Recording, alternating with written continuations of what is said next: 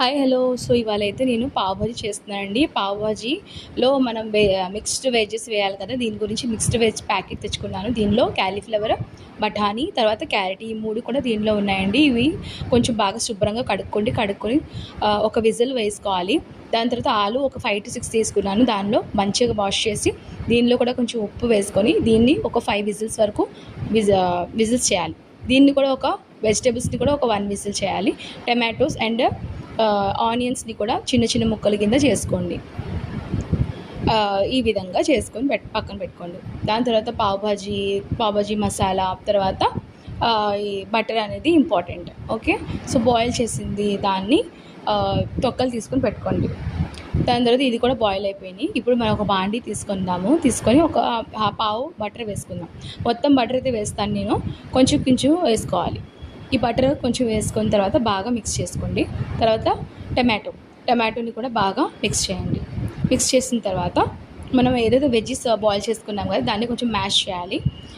ఇది ఉడుకుతుంది కదా, టమాటో కుక్ అవుతున్న టైంలో మనం ఇదంతా మ్యాష్ చేసుకొని పెట్టుకోండి.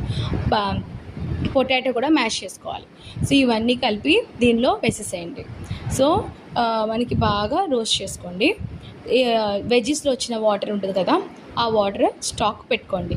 ఇది కూడా ఇప్పుడు పొటాటో వేసాం కదా, ఇది కూడా దీనిలో వాటర్ వేసేసేయండి. కొంచెం సాల్ట్, మీకు తగినంత సాల్ట్, అంటే మీకు ఎంత సాల్ట్ తింటారో అంత సాల్ట్ వేసుకోండి. ఇది బాగా మిక్స్ చేయండి. మిక్స్ చేసిన తర్వాత మనం పప్పు గుత్తుంటుంది కదండి, దాంతో అయినా మ్యాషర్తో అయినా బాగా పొయ్యి మీద పెట్టి మ్యాష్ చేస్తూ ఉండాలి. ఎందుకంటే వేడిలో మంచిగా మ్యాష్ అయిపోద్ది.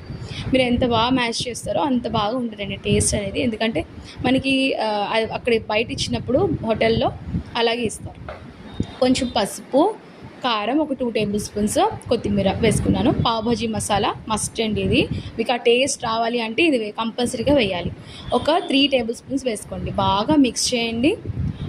మొత్తం మసాలా ఇది ఏదైతే వెజ్జెస్ ఉన్నాయో దానికంతా మిక్స్ అయ్యేలా మిక్స్ చేయండి. మిక్స్ చేసిన తర్వాత మళ్ళీ కొంచెం బటర్ వేసుకోండి. బటర్ వేసుకున్న తర్వాత జింజర్ గార్లిక్ పేస్ట్, తర్వాత మళ్ళీ పావ్ భాజీ మసాలా,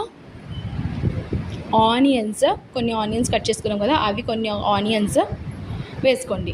మంచిగా మిక్స్ చేయండి. మిక్స్ చేసిన తర్వాత దీనిలో ఇంకొంచెం మంచి టేస్ట్ రావాలంటే మనం చాట్ మసాలా వేసుకోండి. చాట్ మసాలా బాగుంటుందండి, చాలా పులుపుగా చాలా మంచిగా ఉంటుంది.